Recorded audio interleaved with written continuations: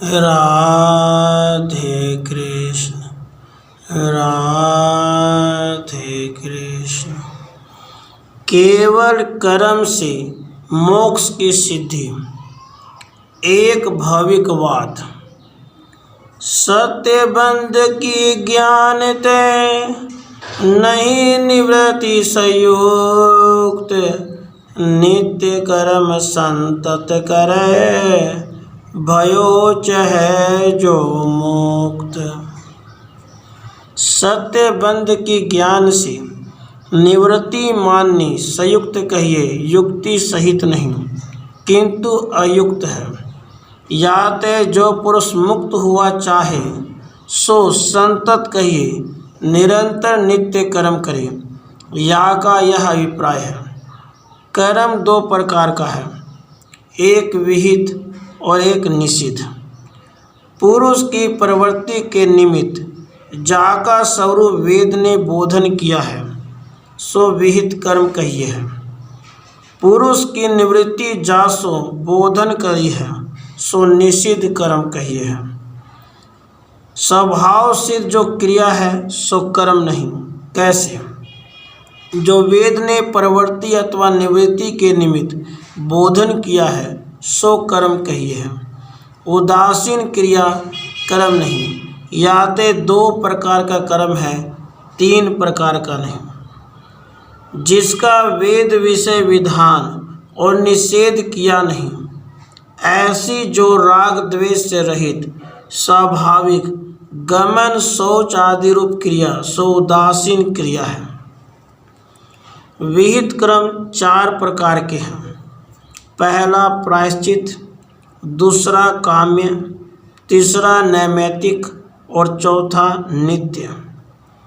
पाप नाश के निमित्त विधान किया जो कर्म सो प्रायश्चित कहिए है। जैसे परमादश द्रव्य के ग्रहण जन्य जो यति को पाप ताके नाश के निमित्त द्रव्य का त्याग और उपवास है।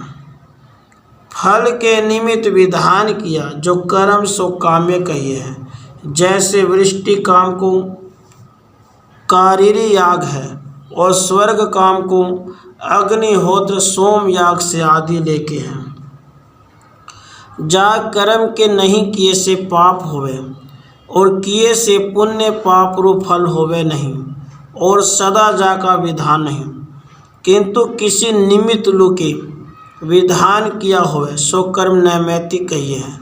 जैसे ग्रहण श्राद्ध है और अवस्था वृद्ध, जाति वृद्ध, आश्रम वृद्ध, विद्या वृद्ध, धर्म वृद्ध, ज्ञान वृद्ध पुरुषन के आगमन ते उत्थान रूप कर्म है। विद्या शब्द से शास्त्र ज्ञान का ग्रहण है और ज्ञान शब्द से अपरोक्ष विद्या का ग्रहण है। पूर्व पूर्व से उत्तर उत्तर उत्तम है। जाके नहीं किए से पाप होवे, किए से फल नहीं होवे, और सदा जा का विधान होवे सो नित्य कर्म कहिए। जैसे स्नान संध्या आदि है। इस रीति से चार प्रकार का विहित और निषिद्ध मिलके पांच प्रकार का कर्म है। अवस्था वृद्ध से जाति वृद्ध कहिए, वन वृद्ध उत्तम है। केवल वन वृद्ध से अवस्था वृद्ध और वन वृद्ध उत्तम है। अवस्था वृद्ध वन वृद्ध दोनों से आश्रम वृद्ध उत्तम है, और केवल आश्रम वृद्ध से अवस्था वृद्ध आश्रम वृद्ध उत्तम है। अवस्था वृद्ध, आश्रम वृद्ध, वन वृद्ध इन तीनों से विद्या वृद्ध उत्तम है, और केवल विद्या वृद्ध से अवस्था वृद्ध विद्या वृद्ध उत्तम है। अवस्था वृद्ध विद्या वृद्ध से वन वृद्ध विद्या वृद्ध उत्तम है। वन वृद्ध विद्या वृद्ध से आश्रम वृद्ध विद्या वृद्ध उत्तम है। अवस्था वृद्ध वन वृद्ध आश्रम वृद्ध और विद्या वृद्ध से धर्म वृद्ध उत्तम है, और अवस्था वृद्ध धर्म वृद्ध से वन वृद्ध धर्म वृद्ध उत्तम है। वन वृद्ध धर्म वृद्ध से आश्रम वृद्ध धर्म वृद्ध उत्तम है। आश्रम वृद्ध धर्म वृद्ध से विद्या वृद्ध धर्म वृद्ध उत्तम है। अवस्था वृद्ध से लेकर धर्म वृद्ध पर्यंत इन सब से ज्ञान वृद्ध उत्तम है। उनमें भी केवल ज्ञान वृद्ध से अवस्था वृद्ध ज्ञान वृद्ध उत्तम है, और अवस्था वृद्ध ज्ञान वृद्ध से वन वृद्ध ज्ञान वृद्ध उत्तम है। वन वृद्ध ज्ञान वृद्ध से आश्रम वृद्ध ज्ञान वृद्ध उत्तम है। आश्रम वृद्ध ज्ञान वृद्ध से विद्या वृद्ध ज्ञान वृद्ध उत्तम है, और विद्या वृद्ध ज्ञान वृद्ध से धर्म वृद्ध ज्ञान वृद्ध उत्तम है। यहाँ धर्म शब्द से शास्त्रोक्त अर्थ के अनुष्ठान का ग्रहण और विद्या वृद्ध से अधिक शास्त्राभ्यासवान का ग्रहण है, और ज्ञान वृद्ध से ज्ञान निष्ठा विधि आरूढ़ का ग्रहण है। मोक्ष की इच्छावान काम्य और निषिद्ध कर्म नहीं करे। क्यों? काम्य कर्म से उत्तम लोक को जावे है, और निषिद्ध से नीच लोक को जावे है। या ते दोनों का त्याग करे, और नित्य कर्म सदा करे, और नैमित्तिक का जब निमित्त होवे तब नैमित्तिक भी करे। क्यों? नित्य नैमित्तिक कर्म नहीं तो पाप होवेगा। नित्य नैमित्तिक कर्म नहीं करेगा तो पाप होवेगा, तब पाप से नीच योनि को प्राप्त होवेगा। या ते पाप के रोकने वास्ते नित्य नैमित्तिक कर्म करे। नित्य नैमित्तिक कर्म का और फल नहीं, यही फल है।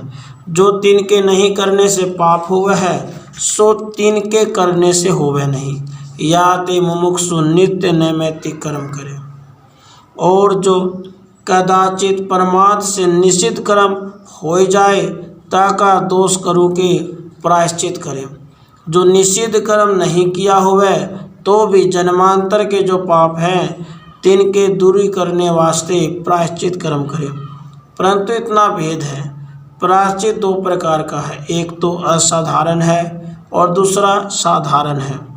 जो किसी पाप विशेष के दूरी करने वास्ते शास्त्र ने विधान किया हुआ है सो असाधारण प्रायश्चित कही है। जैसे पहले कहा हुआ उपवास। सर्व पाप के दूरी करने वास्ते शास्त्र ने जो विधान किया कर्म सो साधारण प्रायश्चित है। जैसे गंगा स्नान और ईश्वर के नाम का उच्चारण इत्यादि लेके और भी जान लेना। इस रीति से दो प्रकार का प्रायश्चित है। जो ज्ञात पाप होवे तो तिसके पाप का नाशक जो असाधारण प्रायश्चित शास्त्र ने बोधन किया है ताकू करे, और जो जन्मांतर के अज्ञात पाप है तिनको दूर करने वास्ते साधारण प्रायश्चित करे। क्यों? असाधारण प्रायश्चित का यह स्वभाव है, जा पाप का नाश करने वास्ते शास्त्र ने जो प्रायश्चित विधान किया है सो पाप प्रायश्चित से दूर होते हैं और नहीं। और जन्मांतर के पाप का ऐसा ज्ञान है नहीं जो कौन सा पाप है किस प्रायश्चित से दूर होवेगा। या ते साधारण प्रायश्चित करे। साधारण प्रायश्चित से सर्व पाप दूरी होवे है।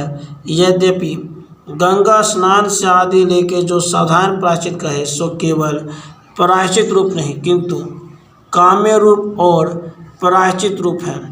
कैसे? गंगा स्नान से उत्तम लोक की प्राप्ति शास्त्र में कही है, वैसे ही ईश्वर के नाम के उच्चारण से भी उत्तम लोक की प्राप्ति कही है। या ते काम्य रूप है, और पाप के नाशक है या ते प्रायश्चित रूप है। जैसे अश्वमेध ब्रह्म हत्या आदि पाप का नाशक है और स्वर्ग की प्राप्ति रूप फल का हेतु है, वैसे गंगा स्नान आदि है केवल प्रायश्चित नहीं। इसलिए गंगा स्नान आदि से उत्तम लोक की प्राप्ति हुए है सो मुमुक्षु को वांछित है नहीं। तथापि जाकू उत्तम लोक की वांछा है ताकू तो गंगा स्नादिक पाप नाश करे के उत्तम लोक को प्राप्त करे हैं। जाकू लोक की कामना नहीं है ताकि केवल पाप ही के नाशक है। या ते कामना सहित अनुष्ठान किए काम्य रूप प्रायश्चित है। लोक कामना से बिना अनुष्ठान के केवल प्रायश्चित रूप है। जैसे वेदांत मत में संपूर्ण कर्म सकाम पुरुष को संसार के हेतु है और निष्काम को अंतःकरण के शुद्धि करी के मोक्ष के हेतु है, वैसे ही एक ही गंगा स्नान तथा ईश्वर का नाम उच्चारण सकाम को तो काम्य रूप प्रायश्चित है और निष्काम को केवल प्रायश्चित रूप है। या ते मुमुक्षु साधारण प्रायश्चित करे। इस रीति से जन्मांतर के संपूर्ण पाप का ज्ञान से बिना ही नाश होवे है। तैसे मुमुक्षु के जन्मांतर के काम्य कर्म भी बंध्या के समान है, फल के हेतु नहीं। कैसे? जैसे कर्म अनुष्ठान काल विषय पुरुष की इच्छा फल के हेतु वेदांत मत में अंगीकार करी है। इच्छा सहित अनुष्ठान किए कर्म स्वर्ग आदि फल के हेतु है और निष्काम अनुष्ठान किए स्वर्ग आदि फल के हेतु नहीं, यह वेदांत का सिद्धांत है। तैसे कर्म की सिद्धि से अनंतर भी पुरुष की इच्छा फल का हेतु है। सो पुरुष की इच्छा जिस काल में पुरुष मुमुक्षु हुआ तब दूरी हो गई, याते जन्मांतर के काम्य कर्म भी फल के हेतु नहीं। जैसे किसी पुरुष ने धन की प्राप्ति की इच्छा से धनी पुरुष का आराधन किया हो, ता धनी के आराधन से अनंतर भी जो धन की इच्छा दूरी हो जाए तो धन की प्राप्ति रूप फल होवे नहीं। तैसे जन्मांतर के काम्य कर्म का भी मुमुक्षु को इच्छा के अभाव से फल होवे नहीं। इस रीति से केवल कर्म से मोक्ष होवे है। वर्तमान जन्म विषय काम्य और निषिद्ध किए नहीं, जाते उर्ध्वलोक अधोलोक को जावे। जन्मांतर के प्रारब्ध जो निषिद्ध और काम्य तिनका भोग से नाश होवे है। नित्य और नैमित्तिक के नहीं करने से जो पाप होवे सो तिनके करने से मुमुक्षु को होवे नहीं। और जन्मांतर के संचित जो निषिद्ध हैं तिनका साधारण प्रायश्चित से नाश हुए हैं। जन्मांतर का संचित काम्य कर्म मुमुक्षु को इच्छा के अभाव से फल देवे नहीं, या ते मुमुक्षु नित्य नैमित्तिक और साधारण प्रायश्चित कर्म करे और वर्तमान जन का ज्ञात निषिद्ध कर्म होवे तो असाधारण प्रायश्चित करे, अथवा नित्य नैमित्तिक ही करे, प्रायश्चित नहीं करे।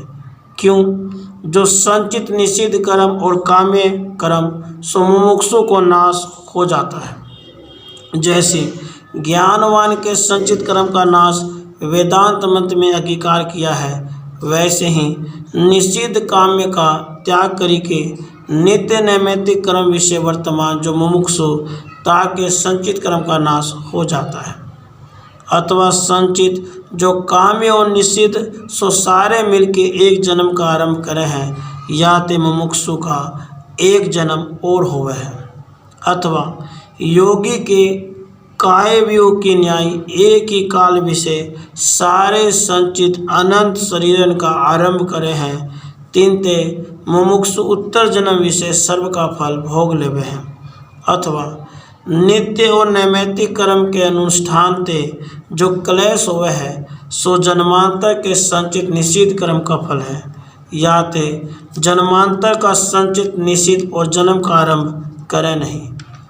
काम्य जो संचित है सो एक जन्म अथवा एक काल में अनंत शरीरन का आरंभ करे हैं, या ते मुमुक्षु को उत्तर जन्म विषय दुख का क्लेश होवे नहीं, केवल सुख का भोग होवे है। कैसे? जन्मांतर के संचित जो विहित कर्म है तिनसे शरीर हुआ है, और संचित जो निषिद्ध हैं सो नित्य नैमित्तिक के अनुष्ठान के क्लेश से पूर्व जन्म विषय भोग लिए। इस रीति से प्रायश्चित से बिना केवल नित्य और नैमित्तिक कर्म के अनुष्ठान से मोक्ष होवे है, या ते नैमित्तिक कर्म के समय नैमित्तिक अनुष्ठान करे और नित्य कर्म संतत अनुष्ठान करे, या मत के शास्त्र में एक भविकवाद कहे हैं। एक भवि कहिए एक जन्म का, अथवा मोक्ष के साधन एक ही कर्म का, वाद कहिए कथन, सो एक भविकवाद शब्द का अर्थ है। राधे कृष्ण, राधे कृष्ण।